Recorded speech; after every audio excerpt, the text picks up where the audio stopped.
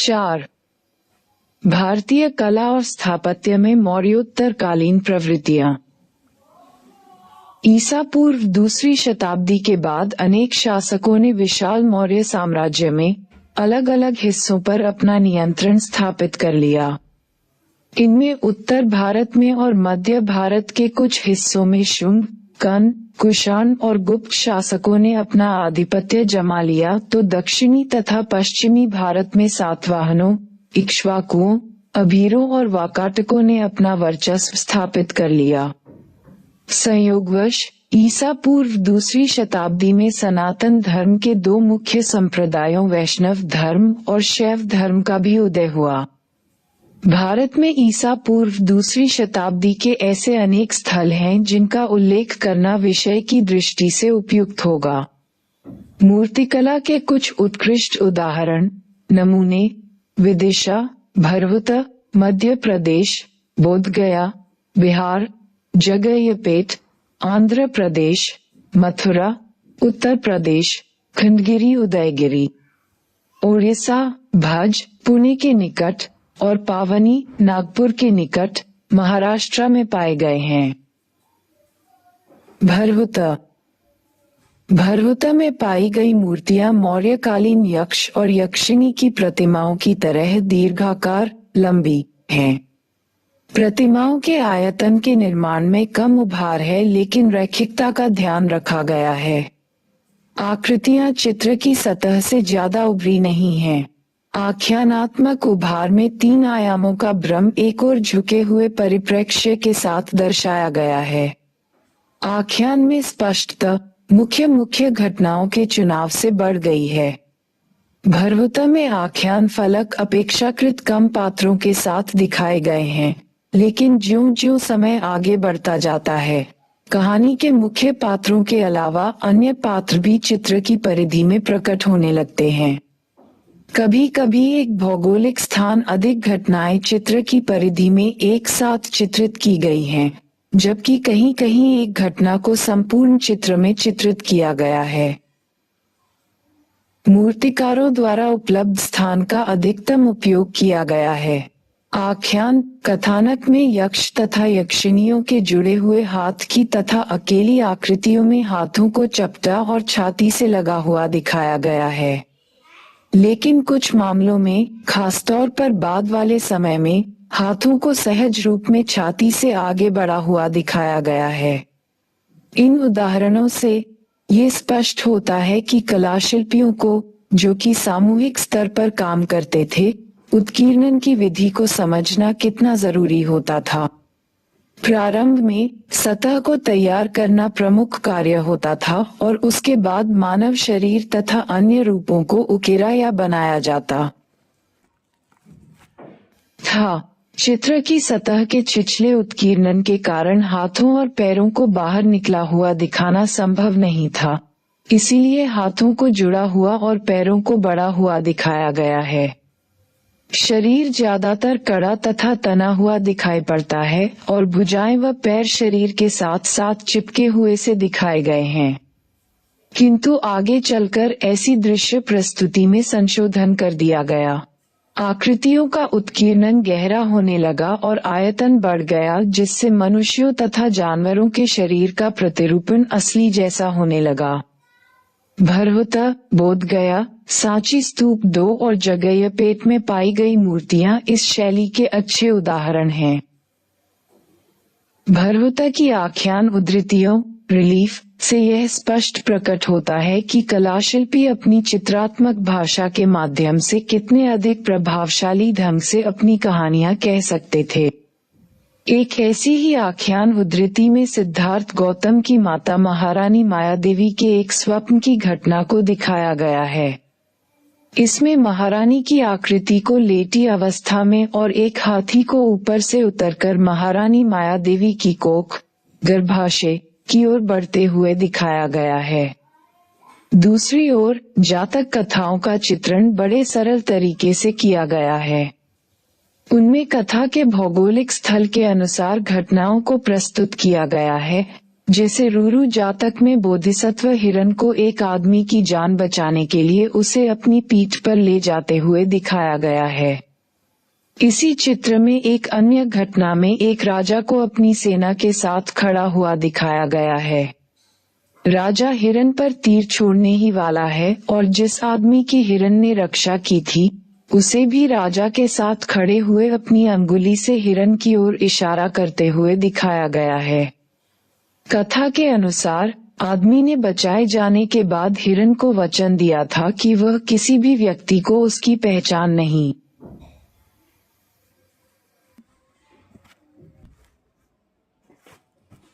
बताएगा, लेकिन जब राजा हिरण की पहचान बताने वाले को पुरस्कार देने की घोषणा करता है तो वह आदमी अपने वचनों से फिर जाता है और राजा को उसी जंगल में ले जाता है जहां हिरण ने उसकी जान बचाई थी। ऐसी जातक कथाएं स्तूपों को अलंकृत करने के लिए उपयोग में लाई गई हैं। ये जान लेना भी दिलचस्प होगा कि विभिन्न प्रदेशों में ज्यों-ज्यों स्तूपों का निर्माण बढ़ता गया, उनकी शैलियों में भी अंतर आने लगे। ईसा पूर्व पहली और दूसरी शताब्दियों की सभी पुरुष प्रतिमाओं में केश सज्जा को गूंथे हुए दिखाया गया है। कुछ मूर्तियों में तो ये सब जगह एक सी पाई जाती है। भरहुता में पाई गई कुछ मूर्तियां आज भारतीय संग्रहालय कोलकाता में सुरक्षित रखी देखी जा सकती हैं। सांची का स्तूप। मूर्तिकला के विकास के अगले चरण को सांची के स्तूप एक मथुरा और आंध्र प्रदेश के गुंटूर जिले के वेंगी स्थान पर पाई जाने वाली मूर्तियों में देखा जा सकता है। ये चरण शैलीगत प्रगति की दृष्टि से उल्लेखनीय है। सांची के स्तूप एक में ऊपर और नीचे 2 प्रदक्षिणा पथ हैं। इसके 4 तोरण हैं जो सुंदरता से सजे हुए हैं। इन तोरणों पर बुद्ध के जीवन की घटनाओं और जातक कथाओं के अनेक प्रसंगों को प्रस्तुत किया गया है। प्रतिमाओं का संयोजन अधिक उभारदार है और संपूर्ण अंतराल में भरा हुआ है। हाव भाव और शारीरिक मुद्राओं प्रस्तुतिकरण स्वाभाविक है और शरीर के अंग प्रत्यंग में कोई कठोरता नहीं दिखाई देती। सिर काफी उठे हुए हैं।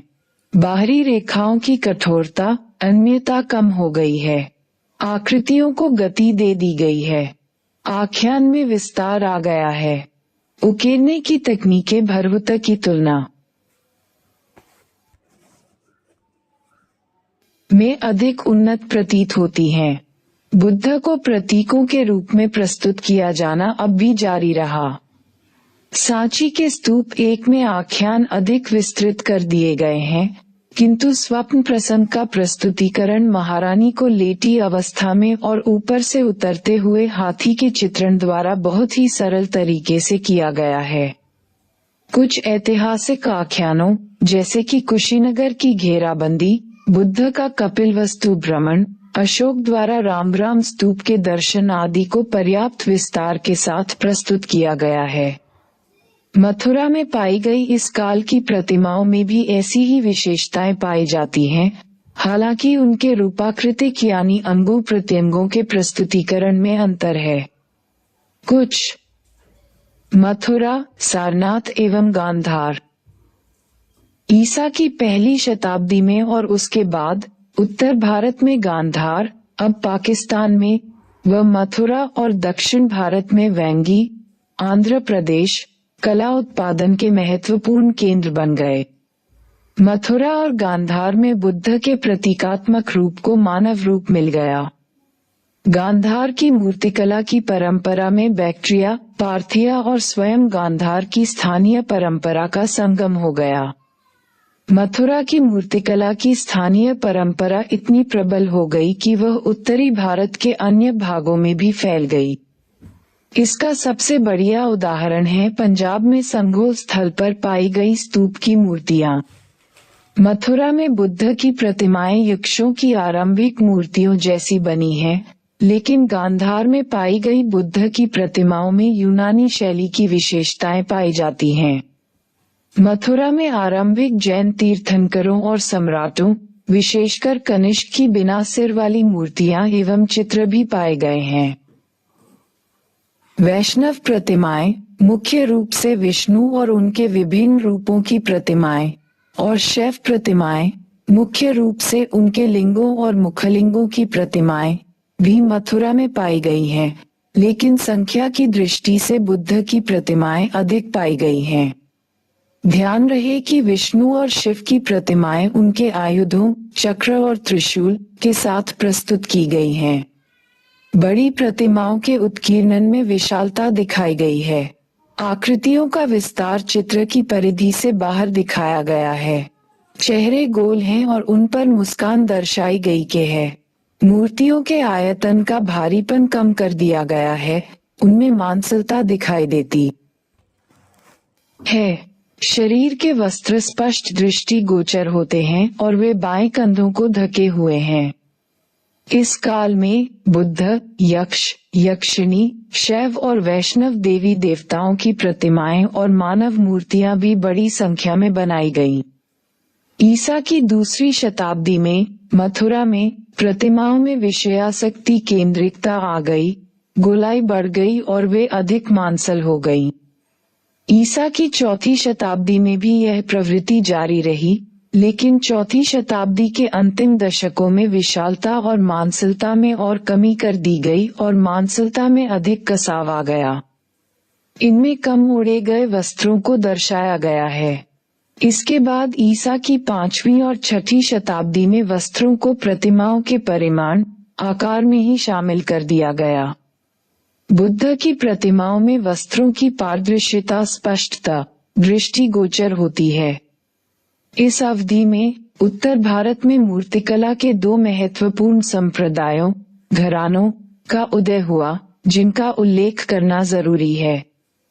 मूर्तिकला का परंपरागत केंद्र मथुरा तो कला के उत्पादन का मुख्य केंद्र बना ही रहा, उसके साथ ही सारनाथ और कौशाम्बी भी कला उत्पादन के महत्वपूर्ण केंद्रों के रूप में उभर आए। सारनाथ में पाई जाने वाली बौद्ध प्रतिमाओं में दोनों कंधों को वस्त्र से ढका हुआ दिखाया गया है। सिर के चारों ओर आभामंडल बना हुआ है, जिसमें अलंकरण, सजावट बहुत कम किया हुआ है, जबकि मथुरा में बुद्ध की मूर्तियों में ओढ़ने के वस्त्र की कई तहें दिखाई गई हैं और सिर के चारों ओर के आभामंडल को अत्यधिक सजाया गया है। इन आरंभिक प्रतिमाओं की विशेषताओं का अध्ययन करने के लिए इन्हें मथुरा, सारनाथ, वाराणसी, नई दिल्ली, चेन्नई, अमरावती आदि के संग्रहालयों में देखा जा सकता है। गंगा की घाटी से बाहर के स्थलों पर स्थित कुछ महत्वपूर्ण स्तूपों में से एक गुजरात में देवनीमोरी का स्तूप है। परवर्ती शताब्दियों में बहुत कम बदलाव आया है। अलबत्ता प्रतिमाएं छरहरे या पतले रूप में दिखाई गई हैं और वस्त्रों की पारदर्शिता प्रमुख सौंदर्यानुभूति बनी रही है। दक्षिण भारतीय बौद्ध स्मारक। आंध्र प्रदेश के वेंगी क्षेत्र में अनेक स्तूप स्थल हैं, जैसे जगयपेट, अमरावती, भटीप्रोरो, नागार्जुनकोंडा, गोली आदि। अमरावती में एक महाचैत्य है जिसमें अनेक प्रतिमाएं थीं, जो अब चेन्नई संग्रहालय, अमरावती स्थल के संग्रहालय, नई दिल्ली के राष्ट्रीय संग्रहालय और लंदन के ब्रिटिश म्यूजियम में सुरक्षित रखी हुई हैं। सांची के स्तूप की तरह अमरावती के स्तूप में भी प्रदक्षिणा पथ है, जो वेदिका से ढका हुआ है और वेदिका पर अनेक आख्यानात्मक प्रतिमाएं निरूपित की गई हैं। गुंबदी स्तूप का ढांचा, संरचना, उभारदार स्तूप प्रतिमाओं के चौकों से ढका हुआ है। यह उसकी खास विशेषता है। अमरावती स्तूप का तोरण समय की मार को नहीं झेल सका और गायब हो गया है।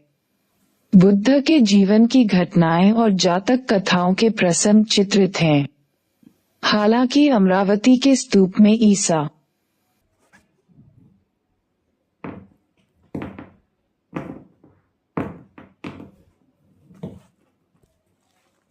पूर्व 3 शताब्दियों के निर्माण कार्य दृष्टिगोचर होते हैं, लेकिन इसका सर्वोत्तम विकास ईसा की पहली और दूसरी शताब्दी में हुआ।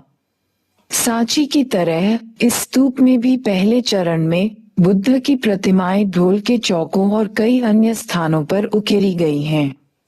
संयोजन के भीतरी अंतराल में आकृतियों को नाना रूपों, मुद्राओं, आसनों जैसे सामने से, पीछे से, आगे से और एक तरफ से दिखाया गया है। प्रतिमाओं के चेहरों पर तरह तरह के गंभीर हाव भाव देखने को मिलते हैं। आकृतियां पतली हैं, उनमें गति और शरीर में 3 भंगिमाएं त्रिभंग रूप में दिखाई गई हैं। सांची की प्रतिमाओं की तुलना में इन प्रतिमाओं का संयोजन अधिक जटिल है। रैखिकता में लोच आ गया है और प्रतिमाओं में दर्शाई गई गतिशीलता निश्चलता को दूर कर देती है। उभारदार प्रतिमाओं, उद्धृतियों में 3 आयामी अंतराल को तैयार करने का विचार उभरे हुए आयतन, कोणीय शरीर और जटिल अतिव्याप्ति के रूप में कार्यान्वित किया गया है। किंतु रूप की स्पष्टता पर अधिक ध्यान दिया गया है, भले ही आख्यान में उसका आकार और भूमिका कैसी भी रही हो। आख्यानों का चित्रण बहुतायत से किया गया है। इन आख्यानों से बुद्ध के जीवन की घटनाओं और जातक कथाओं के प्रसंगों को प्रस्तुत किया गया है। फिर भी उनमें ऐसे अनेक जातक दृश्य पाए जाते हैं जिनको पूरी तरह पहचाना नहीं जा सका है। जन्म की घटना के प्रस्तुतिकरण में महारानी मायादेवी को शैया पर लेटे हुए दिखाया गया है। उनके चारों ओर दासियां खड़ी हैं और संयोजन के ऊपरी भाग में एक छोटे से हाथी को दिखाया गया है। यह महारानी मायादेवी के स्वप्न का प्रस्तुतिकरण है। एक अन्य उद्धृति में बुद्ध के जन्म से संबंधित 4 घटनाएं दिखाई गई हैं। इससे ये पता चलता है कि आख्यानों को नाना रूपों में चित्रित किया जाता था।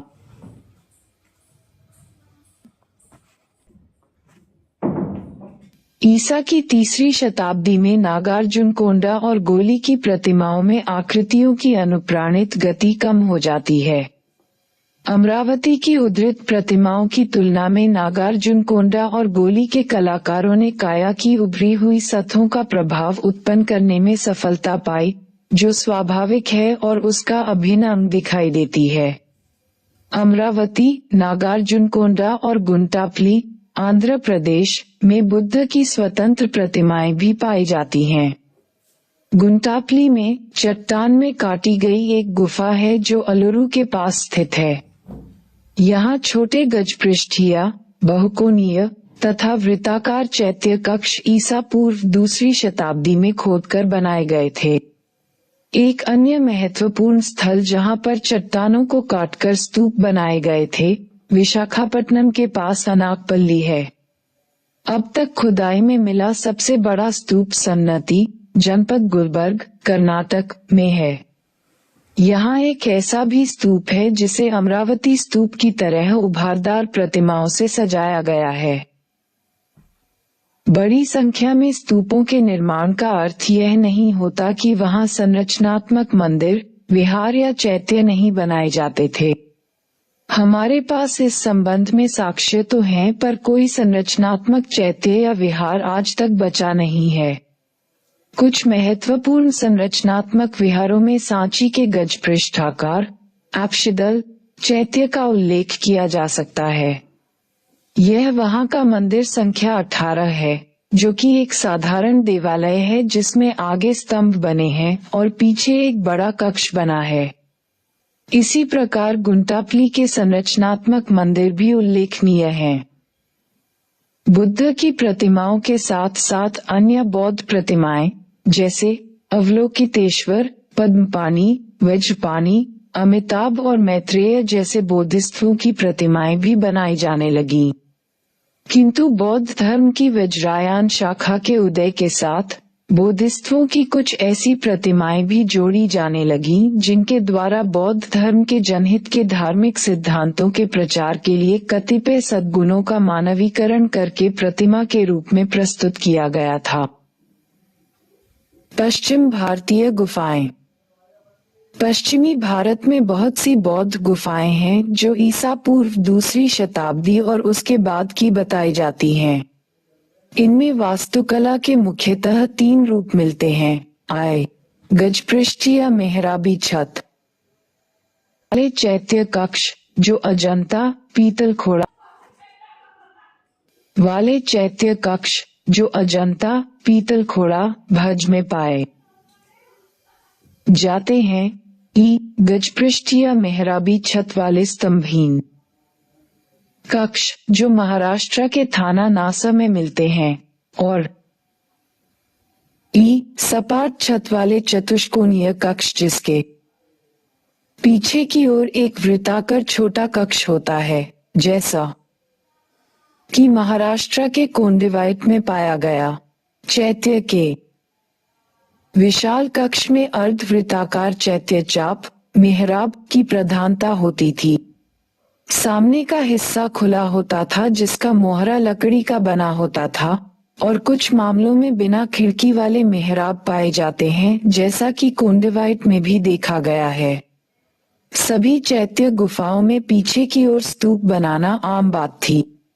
ईसा पूर्व पहली शताब्दी में गजपृष्ठीय मेहराबी छत वाले स्तूप की मानक योजना नक्शे में कुछ परिवर्तन किए गए, जिसके अंतर्गत बड़े कक्ष को आयताकार बना दिया गया, जैसा कि अजंता की गुफा सम 9 में देखने को मिलता है, और मोहरे के रूप में एक पत्थर की पर्दी लगा दी गई। ऐसा निर्माण बेदसा, नासिक, काला, कन्हेरी में भी पाया जाता है। अनेक गुफा स्थलों में पहले मानक किस्म के चैत्य कक्ष परवर्ती काल के भी पाए जाते हैं। काला में चट्टानों को काटकर सबसे बड़ा कक्ष बनाया गया था। गुफा की योजना में पहले 2 खंभों वाला खुला सहन है, वर्षा से बचाने के लिए एक पत्थर की पर्दी दीवार है, फिर एक बरामदा मोहरे के रूप में पत्थर की पर्दी दीवार, एक खंभे पर टिकी गजपृष्ठीय छत वाला चैत्य कक्ष और अंत में पीछे की ओर स्तूप बना है। काला चैत्य कक्ष मंडप को मनुष्यों तथा जानवरों की आकृतियों से सजाया गया है। वे भारी और चित्र के अंतराल में चलती हुई दिखाई देती हैं। कन्हेरी की गुफा सम 3 में काला के चैत्य कक्ष की योजना का कुछ और विस्तृत रूप दिखाई देता है। इस गुफा के भीतरी भाग का संपूर्ण निर्माण कार्य एक साथ नहीं किया गया था, इसलिए इसमें समय समय पर संपन्न किए गए कार्य की प्रगति की झलक स्पष्ट दिखाई देती है। आगे चलकर चतुष्कोणीय चपटी छत वाली शैली को सबसे अच्छा डिजाइन समझा जाने लगा, और यही डिजाइन व्यापक रूप से अनेक स्थानों पर पाया जाता है। जहां तक विहारों का सवाल है, वे सभी गुफा स्थलों पर खोदे गए हैं। विहारों की निर्माण योजना नक्शे में एक बरामदा, बड़ा कक्ष और इस कक्ष की दीवारों के चारों ओर प्रकोष्ठ होते हैं। कुछ महत्वपूर्ण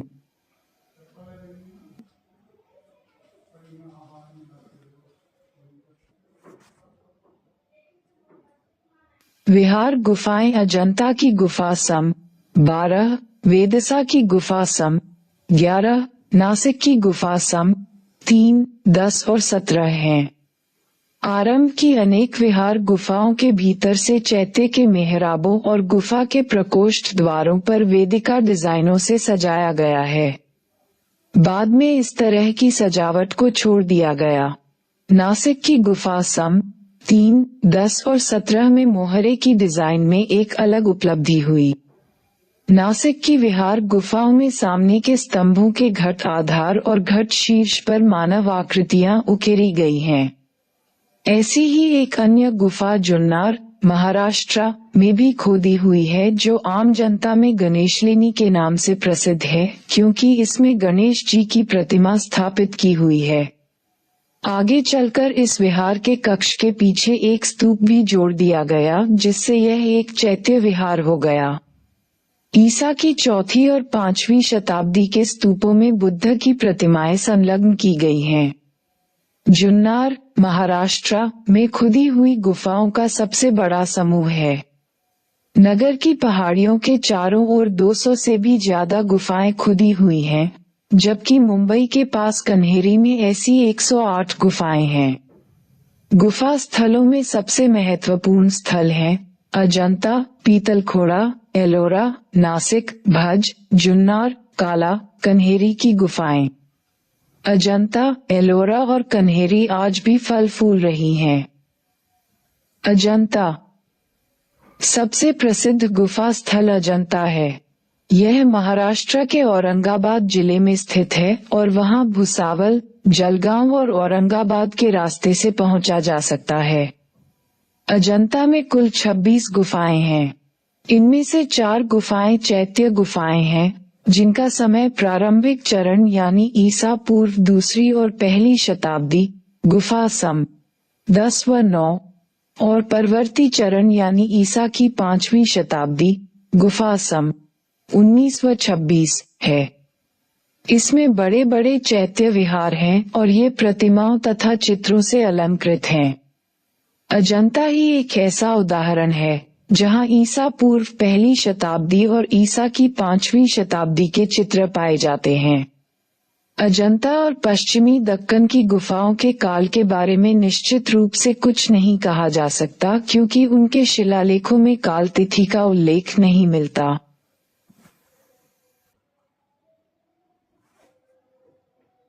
गुफा सम 10, 9, 12 व 13 आरंभिक चरण की हैं। गुफा सम 11, 15 व 6 ऊपरी तथा निचली, और गुफा सम 7 ईसा की 5वीं शताब्दी के उत्तरवर्ती दशकों से पहले की हैं। बाकी सभी गुफाएं 5वीं शताब्दी के परवर्ती दशकों से ईसा की 6ठी शताब्दी के पूर्ववर्ती दशकों के बीच खोदी गई हैं। चैत्य गुफा सम 19 और 26 विस्तृत रूप से उत्कीर्ण की गई हैं। उनका मोहरा बुद्ध और बोधिसत्वों की आकृतियों से सजाया गया है। वे गजपृष्ठ या तहखानेदार छत वाली किस्म की हैं। गुफा सम 26 बहुत बड़ी है और भीतर का संपूर्ण बड़ा कक्ष, मंडप, बुद्ध की अनेक प्रतिमाओं से उकेरा गया है और उनमें सबसे बड़ी प्रतिमा महापरिनिर्वाण की है। शेष सभी गुफाएं विहार चैत्य किस्म की हैं। उनमें खंभों वाला बरामदा, खंभों वाला मंडप और दीवार के साथ 7 प्रकोष्ठ बने हैं। पीछे की दीवार पर बुद्ध का मुख्य पूजा गृह है। अजंता में पूजा स्थल की प्रतिमाएं आकार की दृष्टि से बड़ी हैं और आगे बढ़ने की ऊर्जा के साथ प्रदर्शित की गई हैं। कुछ विहार गुफाओं का कार्य अभी तक अपूर्ण है, जैसे गुफा सम 5, 14, 23 और 241 अजंता के महत्वपूर्ण संरक्षकों में बराहदेव, गुफा सम 16 का संरक्षक, जो वाकाटक नरेश हरिसेन का प्रधानमंत्री था, उपेंद्र गुप्त, गुफा सम 17-20 का संरक्षक, जो उस क्षेत्र का स्थानीय शासक और वाकाटक नरेश हरिसेन का सामंत था, तथा बुद्धभद्र, गुफा सम 26 का संरक्षक।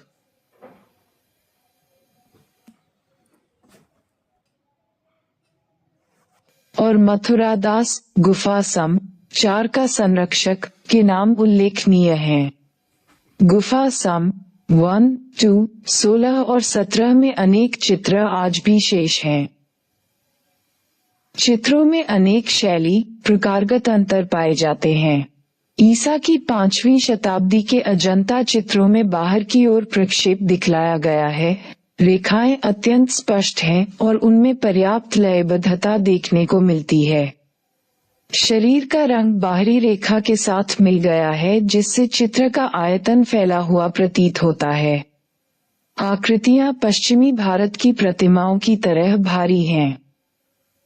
पहले चरण में बनी गुफाओं, विशेषकर गुफा संख्या 9 एवं 10 में भी चित्र पाए जाते हैं। ये ईसा पूर्व 1म शताब्दी की हैं। इन चित्रों में रेखाएं पैनी हैं, रंग सीमित हैं। इन गुफाओं में आकृतियां स्वाभाविक रूप से बिना बढ़ा चढ़ाकर अलंकृत किए हुए रंगी हैं।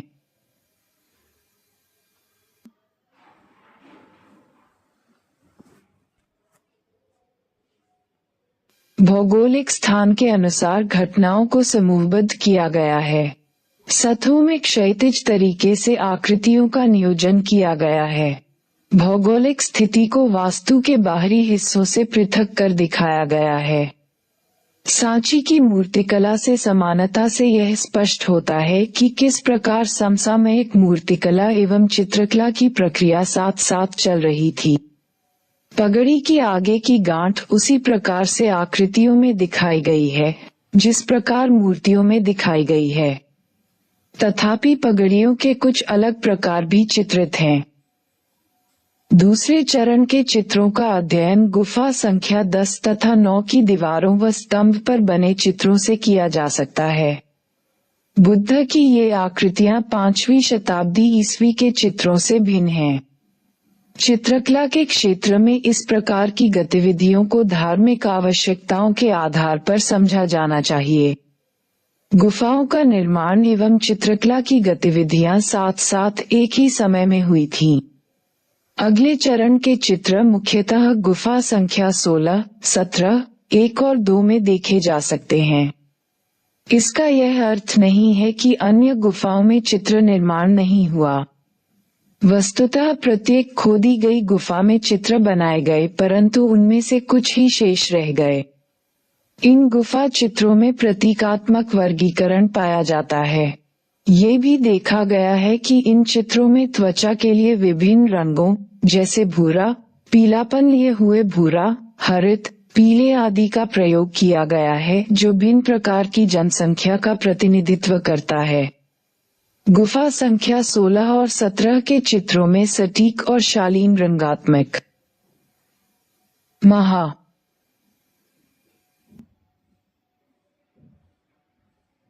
भौगोलिक स्थान के अनुसार घटनाओं को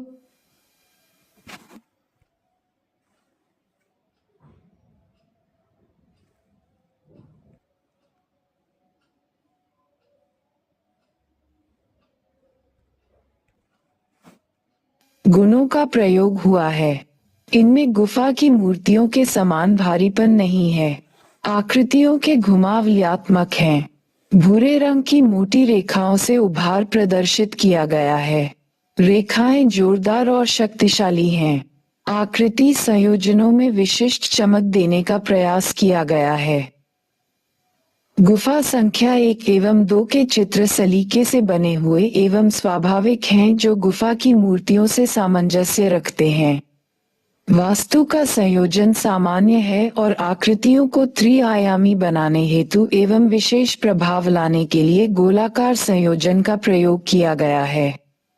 अर्धनिर्मित लंबी आंखें बनाई गई हैं। चित्रकारों के विभिन्न समूहों द्वारा निर्मित चित्रों की भिन्नता का पता उनकी प्रतीकात्मकता एवं शैलीगत विशेषताओं से चलता है। स्वाभाविक भंगिमाएं एवं बड़ा चढ़ाकर न बनाए गए चेहरों का प्रयोग विशिष्ट रूप से किया गया है। इन प्रतिमाओं के विषय बुद्ध के जीवन की घटनाएं, जातक और अवदान कथाओं के प्रसंग हैं।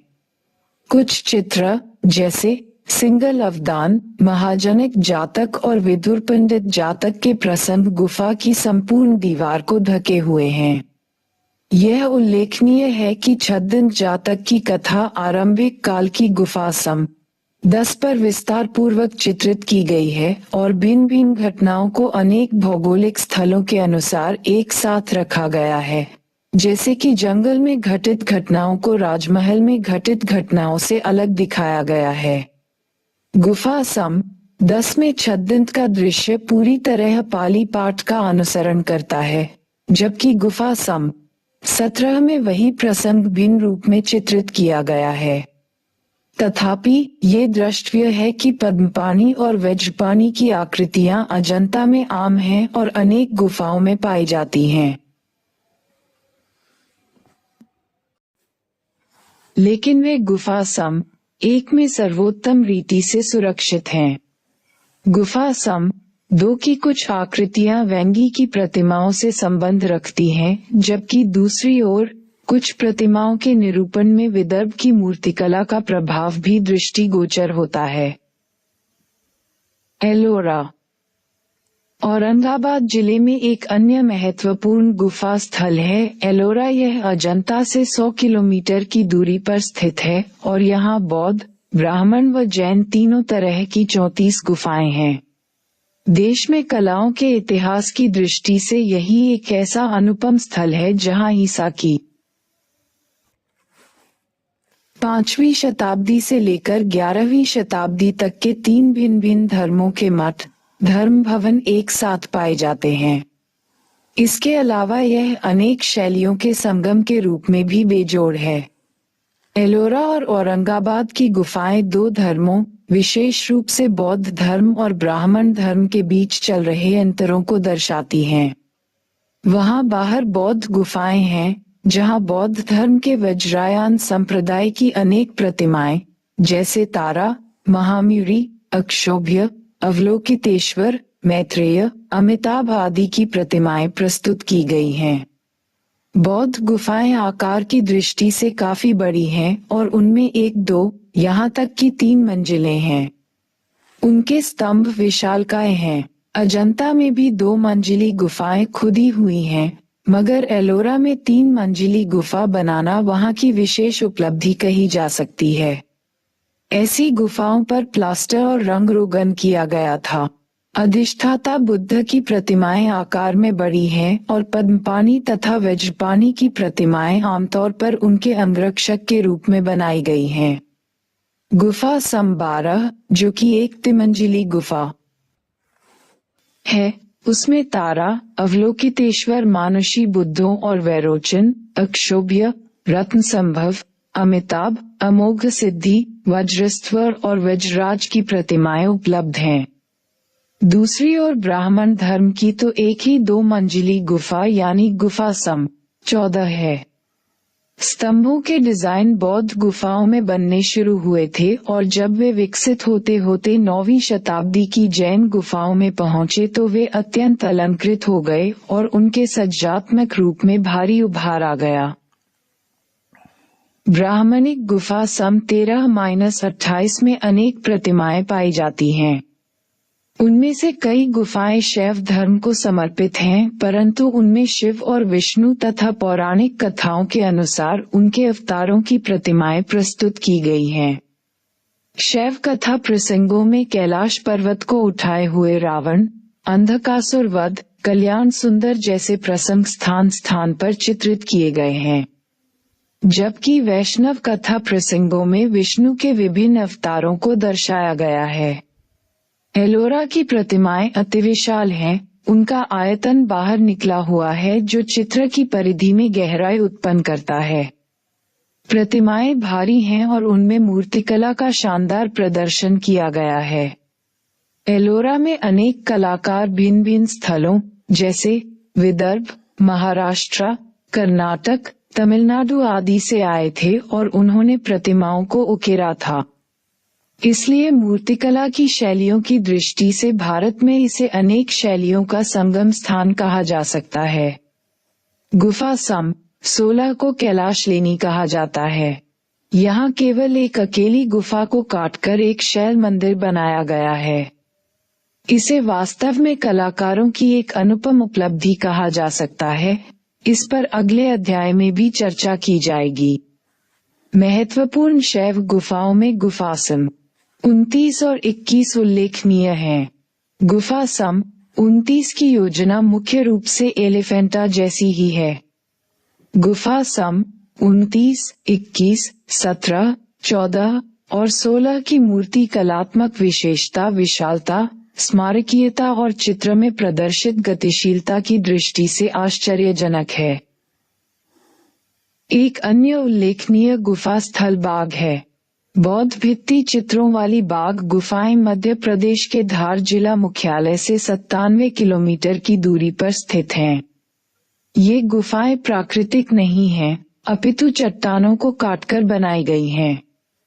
ये प्राचीन समय में सातवाहन काल में बनाई गई थीं।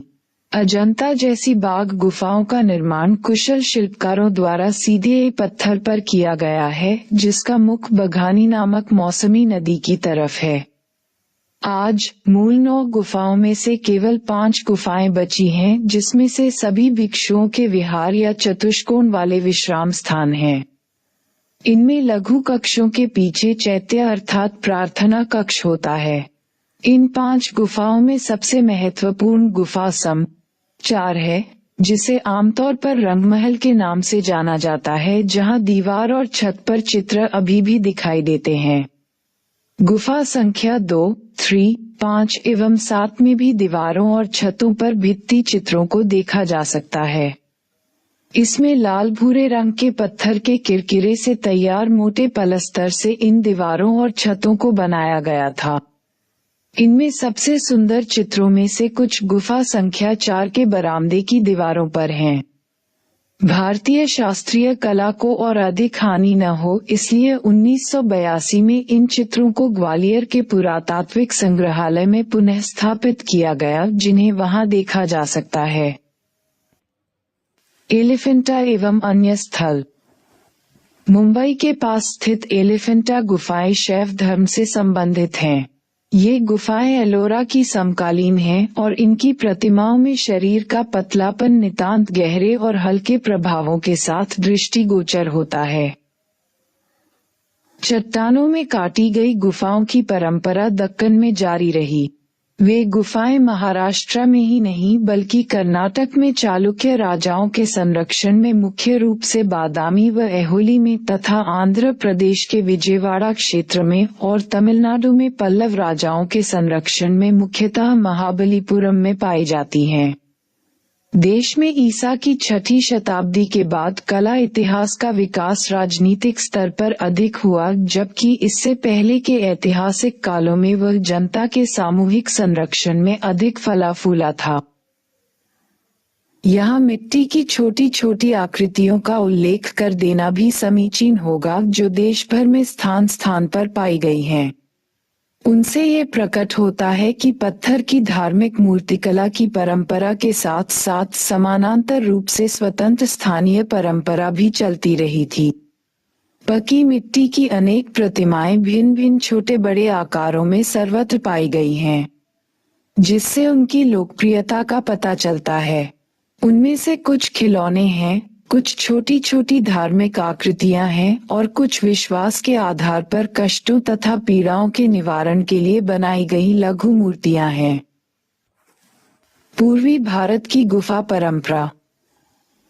पश्चिमी भारत के समान पूर्वी भारत में भी विशेषकर आंध्र प्रदेश और ओडिशा के तटीय क्षेत्रों में बौद्ध गुफाओं का निर्माण हुआ। आंध्र प्रदेश में अलुरु जिले में स्थित गुंटापली इनमें से एक प्रमुख स्थल है। मठों की संरचना के साथ पहाड़ों में गुफाओं का निर्माण हुआ है। संभवतः यह एक ऐसा विशेष स्थल है जहां स्तूप, विहार एवं गुफाओं का एक स्थान पर निर्माण हुआ है। गुंटापली के चैत्य की गुफा गोलाकार है एवं प्रवेश द्वार चैत्य के रूप में बना है। पश्चिमी भारत की अन्य गुफाओं की तुलना में ये गुफाएं छोटी हैं। विहार गुफाओं का निर्माण अधिक संख्या में हुआ है। अधिक छोटी होने के बावजूद मुख्य विहार गुफाएं बाहर से चैत्य तोरणों से सजी हैं। ये गुफाएं आयताकार हैं, जिनकी छतें मेहराबदार हैं, जो बिना बड़े कक्ष के 1 मंजिली या 2 मंजिली हैं। इनका निर्माण ईसा पूर्व 2री शताब्दी में हुआ था। इसके बाद के काल में कुछ विहार गुफाओं का निर्माण हुआ। गुंटापली के अतिरिक्त रामप्रेम पल्लम एक अन्य महत्वपूर्ण स्थल है, जहां पहाड़ी के ऊपर चट्टान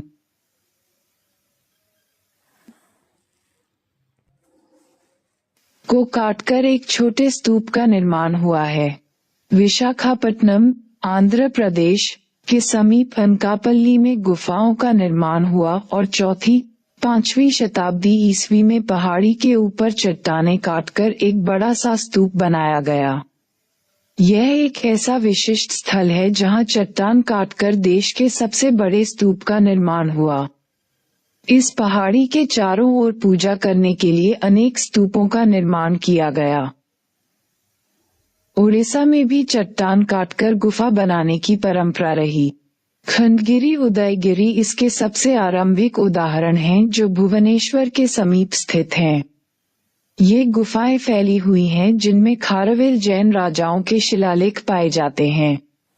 शिलालेखों के अनुसार ये गुफाएं जैन मुनियों के लिए थीं। इनमें से कई मात्र एक कक्ष की बनी हैं। कुछ गुफाओं को बड़ी चट्टानों में पशु का आकार देकर बनाया गया है। बड़ी गुफाओं में आगे स्तंभों की कड़ी बनाकर बरामदे के पिछले भाग में कक्षों का निर्माण किया गया है। इन कक्षों के प्रवेश का ऊपरी भाग चैत्य तोरणों और आज भी प्रचलित स्थानीय लोक गाथाओं के संदर्भ से सुसज्जित है। अभ्यास 1. सांची के स्तूप संख्या 1 की भौतिक एवं सौंदर्य विशिष्टताओं का वर्णन करें। 2. 5वीं एवं 6ठी शताब्दी ईस्वी में उत्तर भारत मूर्तिकला की शैलीगत प्रवृत्तियों का विश्लेषण करें। 3. भारत के विभिन्न भागों में गुफा आश्रयों से एलोरा के एकाश्म मंदिर तक वास्तुकला का विकास किस प्रकार हुआ।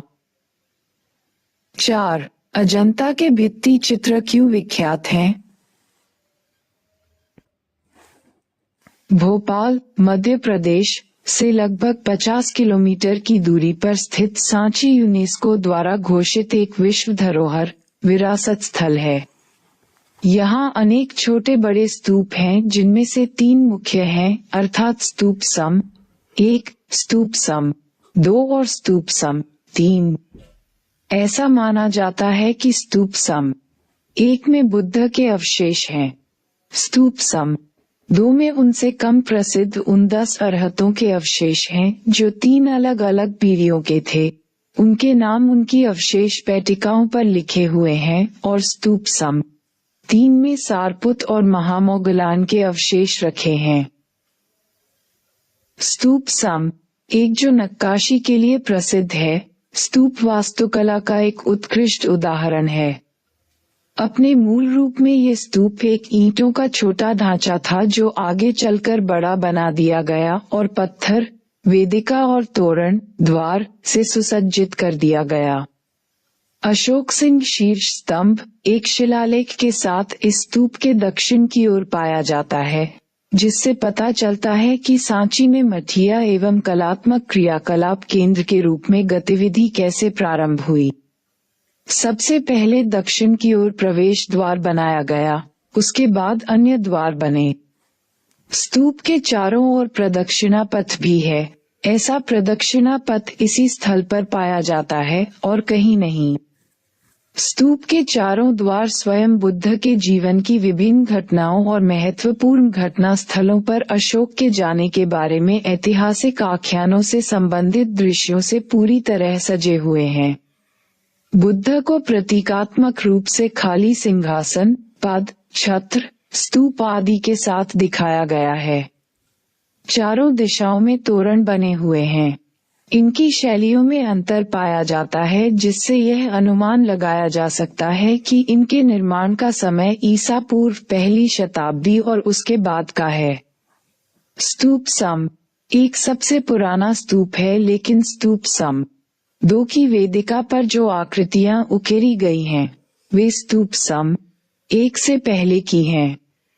जातक इन आख्यानों के महत्वपूर्ण अंग हैं। वैसात जातक, शम जातक, महाकवु जातक, छंद जातक उन महत्वपूर्ण जातकों में से हैं जो स्तूप के तोरणों और स्तंभों पर चित्रित किए गए हैं। सांची स्तूपों पर पाई जाने वाली आकृतियां आयाम में छोटी होते हुए भी मूर्तिकला की कुशलता दर्शाती हैं। उनमें शरीर के अंग प्रत्यंग का जो रूपाकृतिक चित्रण किया गया है, वो गहराई और आयाम दोनों ही दृष्टियों से अत्यंत स्वाभाविक है। संयोजन भीड़ भाड़ भरा है और आकृतियों की परस्पर व्याप्ति से जो थोड़ा खाली स्थान बच जाता है, उसका यहाँ पूर्ण अभाव है। मुद्रा मोड़ों से शरीर की गति दर्शाई गई है। उनकी हलचल में संरचनात्मक समरसता और अभिन्नता देखने को मिलती है। स्तंभों पर संरक्षक आकृतियां हैं और शालमंजिका, पेड़ की शाखा पकड़े हुए स्त्री की आकृतियां आयतन के प्रस्तुतिकरण में बेजोड़ हैं। स्तूप संख्या 2 की पहले वाली प्रतिमाओं जैसी कठोरता इनमें दिखाई नहीं देती। प्रत्येक तोरण में 2 सीधे खड़े स्तंभ और उनकी चोटी पर 3 आड़ी दंडिकाएं हैं। प्रत्येक आड़ी दंडिका आगे से पीछे तक भिन्न भिन्न प्रतिमा विषयों से अलंकृत है। नीचे की दंडिका से भी आगे तक बढ़ी हुई आड़ी दंडिका पर शालमंजिकाओं की आकृतियां बनी हुई हैं। आरंभिक ऐतिहासिक काल में मथुरा मूर्ति उत्पादन का एक विशाल केंद्र था और वहां से कई मूर्तियां मिली हैं। कुषाण काल तक की जो पुरानी मूर्तियां मिली हैं, उनमें मथुरा से मिली मूर्तियों की संख्या भी की अधिक है। मथुरा में मूर्ति बनाने का तरीका अलग किस्म था, इसलिए यहाँ पाई गई मूर्तियां देश के अन्य भागों में बनी मूर्तियों से भिन्न हैं। कटरा टीले से मिली बुद्ध की प्रतिमा ईसा की दूसरी शताब्दी की है। इसमें बुद्ध को 2 सहायक बोधिसत्वों के साथ दिखाया गया है।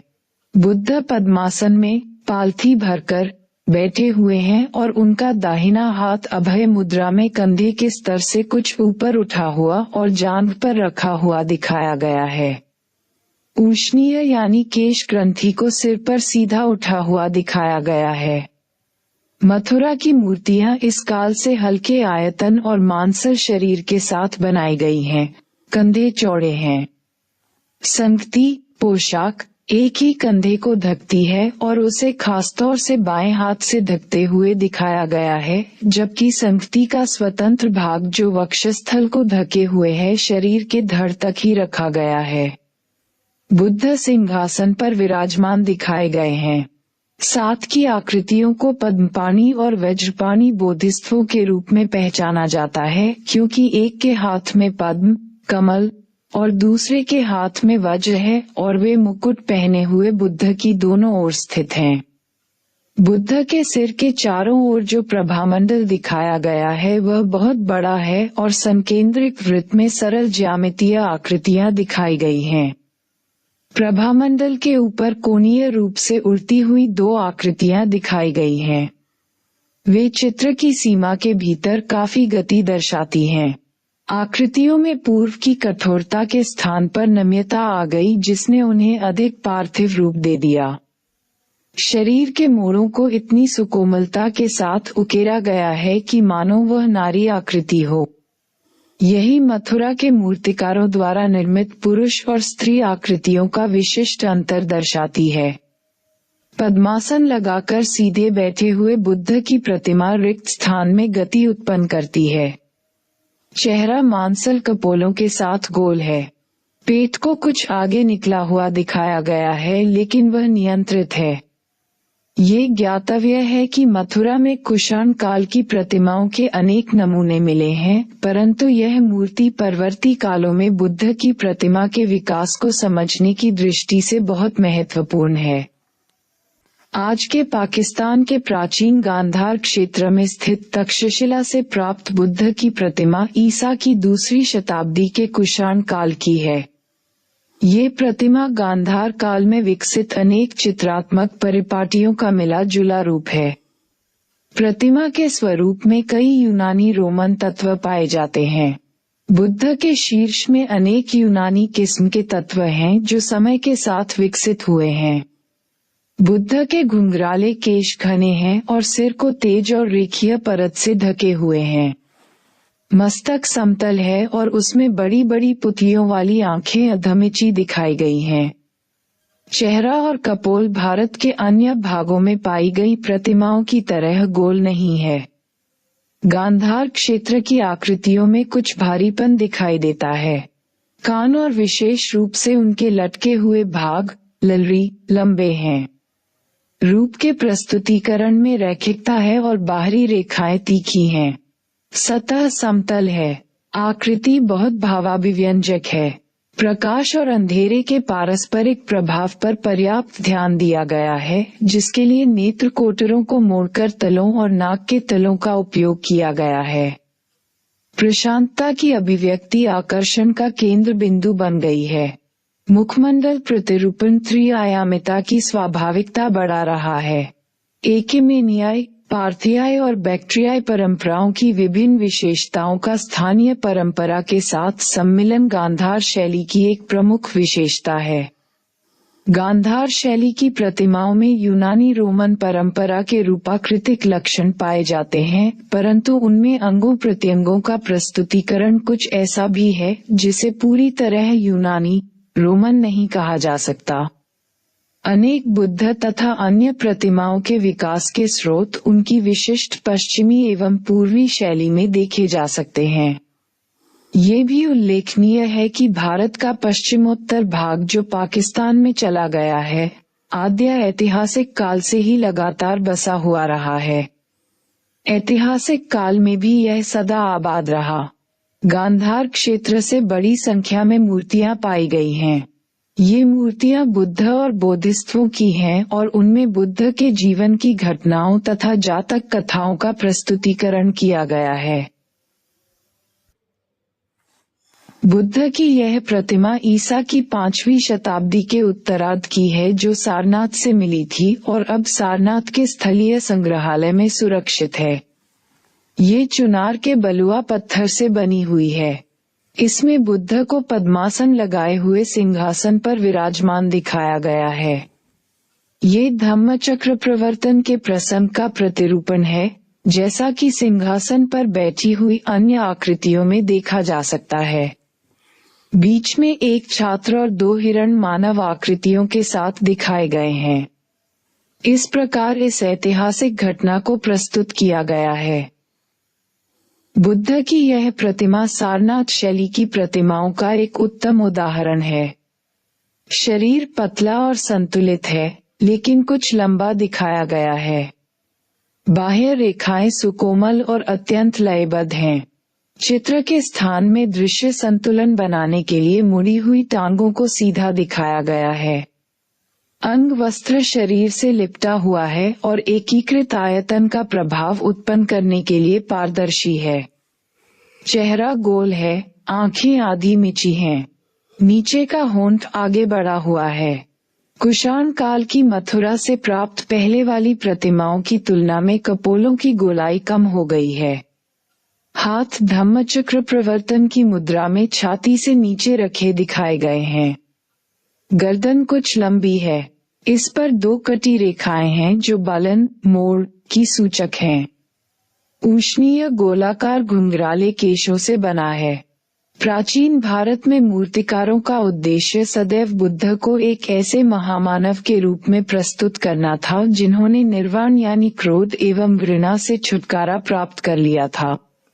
सिंहासन के पृष्ठभाग को एक संकेंद्रिक वृत्त में भिन्न भिन्न फूलों और बेलों के नमूनों से अत्यंत अलंकृत दिखाया गया है। प्रभामंडल का केंद्रीय भाग सादा समतल है, वहां कोई सज्जा नहीं की गई है। इससे प्रभामंडल देखने में बहुत प्रभावशाली बन गया है। प्रभामंडल के भीतर और सिंहासन की पीठ पर की गई सजावट कलाशिल्पी की संवेदनशीलता और विशेष सज्जा के चयन की सूचक है। इस काल की सारनाथ बुद्ध की प्रतिमाएं सतह और आयतन दोनों के प्रस्तुतिकरण में पर्याप्त कोमलता दर्शाती हैं। अंगवस्त्र की पारदर्शिता शरीर का हिस्सा बन गई है। ऐसा परिष्कार आने में काफी समय लगा होगा और ये लक्षण आगे भी जारी रहे। सारनाथ में खड़ी मुद्रा वाले बुद्ध की और भी बहुत सी मूर्तियां मिली हैं जिनका वस्त्र पारदर्शी दिखाया गया है। गति एक समान है तथा उन्हें धर्मराज का स्तूप के चारों ओर अलग अलग उकेरा गया है और ये सारनाथ के संग्रहालय में रखी हुई हैं। इनमें से कुछ तो अकेले बुद्ध की हैं और कुछ में बुद्ध को बोधिसत्व पद्मपाणि और वज्रपाणि साथ दर्शाया गया है। ये चित्र अजंता की गुफा संख्या 1 में पूजागृह से पहले स्थित आंतरिक बड़े कक्ष की पिछली दीवार पर चित्रित है। इनमें बोधिसत्व को एक पद्म कमल पकड़े हुए दिखाया गया है। उनके कंधे बड़े हैं। शरीर में 3 मोड़ हैं जिनसे चित्र में गति उत्पन्न हुई दिखाई देती है। प्रतिरूपण सुकोमल है। बाहरी रेखाएं शरीर के आयतन में विलीन प्रतीत होती हैं, जिससे त्रिआयामिता का प्रभाव उत्पन्न होता है। बोधिसत्व एक बड़ा मुकुट पहने हुए हैं जिसमें विस्तृत चित्रकारी दृष्टिगोचर होती है। सिर थोड़ा सा बाईं ओर झुका है। आंखें आधी मिची हैं और कुछ लंबी बनाई गई हैं। नाक तीखी और सीधी है। चेहरे के सभी उभरे हुए हिस्सों पर हल्का रंग किया गया है, जिसका उद्देश्य त्रिआयामिता का प्रभाव उत्पन्न करना है। मनकों वाले हार में भी ऐसी ही विशेषता पाई जाती है। चौड़े और फैले हुए कंधे शरीर में भारीपन उत्पन्न करते हैं। धड़ का भाग अपेक्षाकृत गोलाकार है। रेखाएं कोमल और लयबद्ध हैं और शरीर की परिरेखा को दर्शाती हैं। दाहिने हाथ में एक कमल पुष्प है और बायां हाथ खाली जगह पर बड़ा हुआ है। बोधिसत्व के चारों ओर अन्य कई छोटी छोटी आकृतियां बनी हैं। बाहर की ओर निकले हुए रंगीन खंड, ब्लॉक, चित्र के आयाम में गहराई का प्रभाव उत्पन्न करते हैं। बोधिसत्व का आगे की ओर कुछ निकला हुआ दायां हाथ आकृति को अधिक ठोस और प्रभावी रूप से गहन बनाता है। धड़ भाग के ऊपर का धागा आयाम दर्शाने वाली शुंडाकार रेखाओं के साथ दिखाया गया है। शरीर के प्रत्येक भाग के चित्रण पर पूरा ध्यान दिया गया है। हल्के लाल, भूरे, धूसर, हरे और नीले रंगों का प्रयोग किया गया है। नाक का उभार, होंठों का कटा हुआ कोना, आगे बढ़ा हुआ निचला होंठ और छोटी ठुड्डी सब मिलकर आकृति की रचना में ठोसपन, एकरूपता का प्रभाव लाने में योगदान दे रहे हैं। गुफा सम एक के चित्र अच्छी किस्म के हैं और उन्हें ठीक से रखा गया है। अजंता के चित्रों में कुछ प्रकारात्मक और शैलीगत विभिन्नताएं देखी जा सकती हैं, जिनसे ऐसा प्रतीत होता है कि अजंता की गुफाओं में कई शताब्दियों के दौरान कला शिल्पियों की भिन्न भिन्न श्रेणियों ने चित्रण का कार्य किया था। उपर्युक्त आकृति, पद्मपानी की उपर्युक्त आकृति के दूसरी ओर वज्रपानी बोधिसत्व को चित्रित किया गया है। वज्रपानी दाहिने हाथ में वज्र लिए हुए और सिर पर मुकुट पहने हुए हैं। इस आकृति में भी वो सब चित्रात्मक विशेषताएं पाई जाती हैं जो ऊपर पद्मपानी के बारे में बताई गई हैं, जैसे महाजनक जातक, उमंग जातक आदि। महाजनक जातक की कथा संपूर्ण दीवार पर चित्रित की हुई है और यह सबसे बड़ा आख्यान चित्र है। ऐसा प्रतीत होता है कि पद्मपानी और वज्रपानी तथा बोधिसत्वों के चित्रों को इस पवित्र स्थल के अभिरक्षक के रूप में चित्रित किया गया है। अजंता की अन्य गुफाओं में भी ऐसे ही पद्मपानी और वज्रपानी के चित्र सर्वोत्तम चित्र माने जाते हैं। मार विजय का विषय अजंता की कई गुफाओं में चित्रित किया गया है। यही एक मूर्तिकलात्मक प्रतिरूपण है जिसे अजंता की गुफा संख्या 26 की दाहिनी दीवार पर प्रस्तुत किया गया है। यह मूर्ति बुद्ध की महापरिनिब्बाण की विशाल प्रतिमा के पास में बनाई गई है। मूर्ति फलक में बुद्ध की आकृति को बीच में मार की पुत्री और सेना से घिरा हुआ दिखाया गया है। ये घटना बुद्ध के ज्ञानोदय का हिस्सा है। इसमें सिद्धार्थ के उस मानसिक संक्षोभ की स्थिति का मानवीकरण किया गया है जिससे होकर बुद्ध को बुद्धत्व प्राप्ति, ज्ञानोदय के समय गुजरना पड़ा था। मार काम यानी इच्छा का द्योतक है। आख्यान के अनुसार बुद्ध और मार के बीच संवाद होता है और बुद्ध को अपने दाहिने हाथ से धरती की ओर अपनी उदारता के प्रति एक साक्षी के रूप में इशारा करते हुए दिखाया गया है। यह उभरा हुआ प्रतिमा फलक अत्यंत जीवंत है और अजंता की अतिप्रपक मूर्तिकला का उदाहरण है। ये रचना अनेक छोटी बड़ी प्रतिमाओं के साथ प्रस्तुत की गई है। आकृति के दाहिने ओर मार को अपनी विशाल सेना के साथ आते हुए दिखाया गया है। उसकी सेना में तरह तरह के आदमी ही नहीं बल्कि विकृत चेहरों अनेक जानवर भी हैं। निचले आधार में संगीतकारों के साथ नाचती हुई आकृतियों की कमर आगे निकली हुई दिखाई गई है। एक नाचती हुई आकृति ने अपने हाथों को नृत्य की मुद्रा में आगे बढ़ा रखा है। बाईं ओर निचले सिरे पर मार की प्रतिमा को ये सोचते हुए दिखाया गया है कि सिद्धार्थ, बुद्ध को कैसे विचलित किया जाए। फलक के आधे हिस्से में मार की सेना को बुद्ध की ओर बढ़ते हुए दिखाया गया है, जबकि फलक के निचले आधे हिस्से में मार की सेना को बुद्ध की आराधना करके वापस लौटते हुए दिखाया गया है। बीच में बुद्ध पद्मासन लगाकर विराजमान हैं और उनके पीछे एक घनी पत्तियों वाला वृक्ष दिखाया गया है। मार के सैनिकों के चेहरे की कुछ विशेषताएं विदर्भ शैली की प्रतिमाओं की विशेषताओं से मिलती जुलती हैं।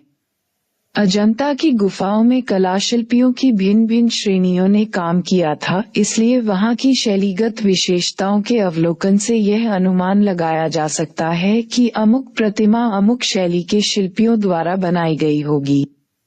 हालांकि अजंता की गुफाओं में और भी कई बड़ी प्रतिमाएं हैं जो खासतौर पर पूजा कक्ष में और अग्रभाग की दीवारों पर हैं, परंतु प्रतिमाओं का ऐसा जटिल विन्यास बेजोड़ है। दूसरी ओर चित्रित फलकों में भी अनेक विन्यास में ऐसी ही जटिलताएं देखने को मिलती हैं। एक फलक में नाचती हुई आकृतियों का ऐसा ही विन्यास औरंगाबाद की गुफाओं में भी देखा जा सकता है। एलिफेंटा की महेश मूर्ति ईसा की 6ठी शताब्दी के प्रारंभिक काल में बनाई गई थी। ये गुफा के मुख्य देवालय में स्थापित है। पश्चिमी दक्कन की मूर्तिकला की परंपरा शैलकृत गुफाओं में मूर्ति निर्माण की गुणात्मक उपलब्धि का एक उत्तम उदाहरण है। यह मूर्ति आकार में काफी बड़ी है। इसका बीच का सिर शिव की मुख्य मूर्ति है और दोनों ओर के दृश्यमान सिर भैरव और उमा के हैं। बीच का चेहरा शिव का अधिक उभरा हुआ और गोल है, होंठ मोटे हैं और पलकें भारी हैं। नीचे के होंठ उभरे हुए हैं जो इस मूर्ति की एक अलग विशेषता है। इसमें शिव का सर्वसमावेशी पक्ष दर्शाया गया है। इसमें इसका प्रतिरूपण कोमल है, सतह समतल व चिकनी है और चेहरा बड़ा है। शिव भैरव के पार्श्व मुख को गुस्से में बाहर निकली आंख और मूंछ के साथ दिखाया गया है। तीसरा चेहरा नारी मुख है जो शिव के एक साथ 5 मुख होने का उल्लेख है। इस प्रतिमा में वैसे तो शिव के 3 मुख ही दिखाई देते हैं, पर हो सकता है कि पीछे की ओर के 2 मुख अदृश्य रखे गए हों। प्रत्येक सिर पर मूर्तिकलात्मक विद्यमानता के अनुसार एक अलग किस्म का मुकुट रखा गया है। यह मूर्ति गुफा की दक्षिणी दीवार पर बनाई गई है। इसके साथ शिव के 2 अन्य रूपों अर्धनारीश्वर और गंगाधर की मूर्तियां सतह की समतल चिकनाई, लंबाई और लयबद्ध गति जैसी विशेषताओं के लिए जानी जाती हैं। उनकी रचना संयोजन बहुत जटिल है। इस गुफा का मूर्ति विन्यास एलोरा की गुफा सम 29 में दोहराया गया है।